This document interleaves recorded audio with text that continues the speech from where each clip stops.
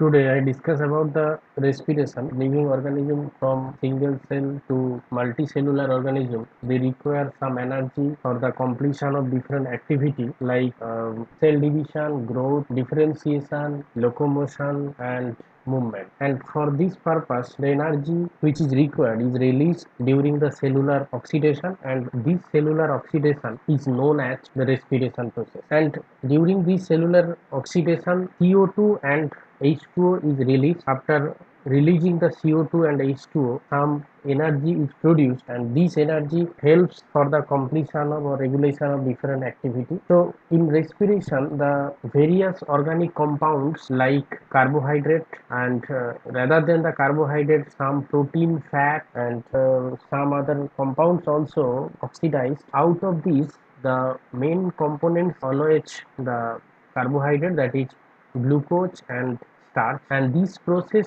generally takes place in the cytoplasm and mitochondria, whereas in bacteria and blue-green algae it takes place in the mesosome. So this mesosome responsible for the lower groups respiration. So this is the overall cycle or equation: glucose plus of oxygen, then converted to the carbon dioxide and water and energy. And this energy 686 kilojoule. Next is the some facts which is associated with the respiration. First one is the consumption of atmospheric oxygen. So oxygen is essential.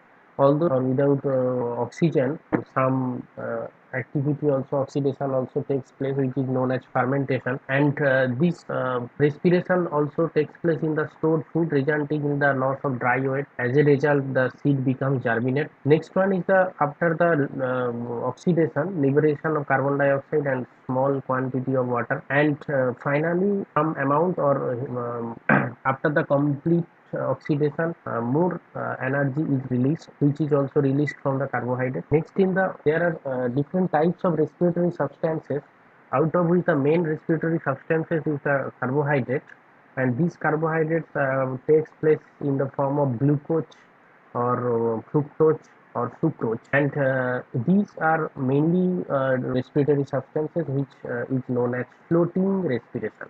And this floating respiration, because of the participation of oxidation of glucose in respiratory substrates. And next one is the rather than the carbohydrate, that is glucose, another compounds also participate in the respiration. These are the fats and protein, and this is also known as protoplasmic respiration. So respirations are two types or basis on the basis of substances. One is the protein respiration and another one is the protoplasmic respiration. The types of respiration, types depending on the availability of oxygen or that is presence of oxygen and absence of oxygen. In presence of oxygen, this is known as aerobic respiration.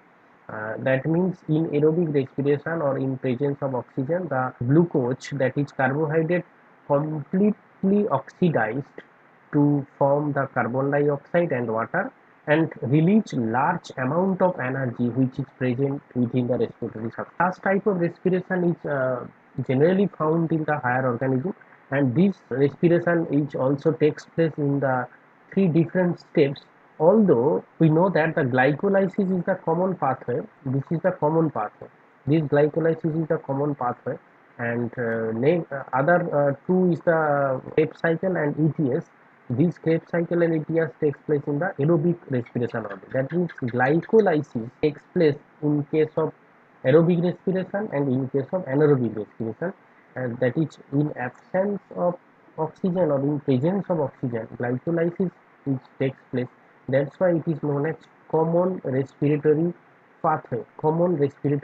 And this common respiratory pathway, CRP. So this common respiratory pathway does not require any oxygen during the total process. Next is the anaerobic respiration. That is, in anaerobic respiration, complete absence of oxygen. Without any oxygen, the glucose converted to energy, as well as not only energy but also it produce some another compounds. Either it may produce alcohol or it may produce lactic acid. On depending on the product, that is ethyl alcohol and lactic acid. This respiration is classified into two forms. One is lactic acid fermentation, and another one is the alcohol fermentation. This is the lactic acid fermentation and this is the alcohol fermentation. So in lactic acid fermentation, the ultimate production is the lactic acid and ATP, and in alcohol fermentation the ultimate production is the ATP and uh, ethanol or ethyl alcohol. So these are the two types of anaerobic respiration. Let's come to the lactic acid fermentation. In lactic acid fermentation, first the glycolysis, that means glucose is converted to the pyruvic acid, and this glucose conversion of glucose to pyruvic acid is a common respiratory pathway, and after the glycolysis, that is after the production of pyruvate, this pyruvate, so this glucose converted to the pyruvic acid, this is the common pathway, and after that the pyruvate in absence of oxygen converted to the lactate or lactic acid, and during this step 2 NADH2 is required. Although the NADH2 is produced in the pyruvic acid and this is utilized in the lactic acid fermentation. During the conversion of pyruvic acid to lactic acid, lactate dehydrogenase, this enzyme is utilized, and during this lactic acid fermentation, about energy of 36 kilocalorie is produced, and in this lactic acid fermentation there are two types. One is the homolactic acid and another one is the heterolactic acid, and in homolactic acid the carbon dioxide is not produced, but in heterolactic acid fermentation carbon dioxide is produced, but in case of homolactic acid is not produced in this process.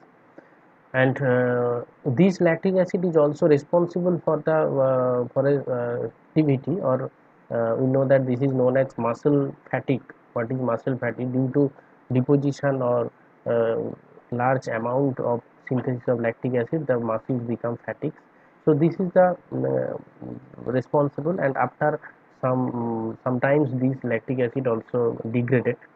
Next one is the alcohol fermentation. Alcohol fermentation. In this alcohol fermentation, also first the glycolysis takes place. That is glucose converted to the pyruvic acid, and this pyruvic acid or pyruvate. This is the common process for glycolysis for anaerobic respiration. That is alcohol fermentation.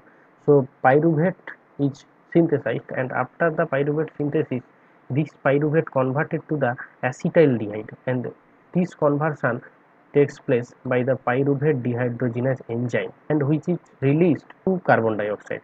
After acetaldehyde, the acetaldehyde converted to the ethanol, and this conversion requires the alcohol dehydrogenase. In this process 2 NADH2 is required, which is also conjugated from the glycolysis. And in alcohol fermentation, about 25 to 28 kilocalorie energy is required, and this alcohol fermentation can also be found in the yeast cell. So yeast is responsible for the alcohol fermentation. So these are the two different types of fermentation or anaerobic respiration in respiratory process. One is the lactic acid fermentation and another one is the alcohol fermentation. And in alcohol fermentation carbon dioxide is produced, whereas in lactic acid fermentation, in homolactic acid fermentation carbon dioxide is not produced, but in heterolactic acid fermentation carbon dioxide is produced. So next, there are other some types of fermentation also found, and each are mainly the aerobic respiration and fermentation depending on the availability of oxygen. Either if oxygen is present, then switch to the aerobic respiration, or when oxygen is not present, then switch to the anaerobic respiration, which is found in the Clostridia are obligate anaerobes. That is, the obligate anaerobes live and grow in the absence of molecular oxygen, and oxygen is a poison to these microorganisms and kill them on the exposure. That's why this is other type of fermentation is found in the bacteria, and especially many prokaryotes responsible for this facultative anaerobic condition. So if you have any question regarding this, you can post in the comment box. Thank you.